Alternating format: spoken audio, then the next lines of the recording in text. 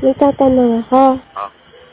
Tapos, yung isasagot mo, puro kasinungalingan lang dapat. Yun na, yung pangalan mo.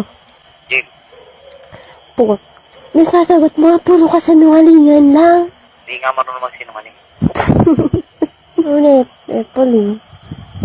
Anong pangalan mo? Jograt Patumbakan. Ilang taon ka na? 49. Saan ka nakatira? Los Angeles. Oh, sad all. Sino girlfriend mo? Si Ayos. Sino? Teka lang, dahil ko naiisip eh. Paano ito? Dixie. Dixie ano? Diaz.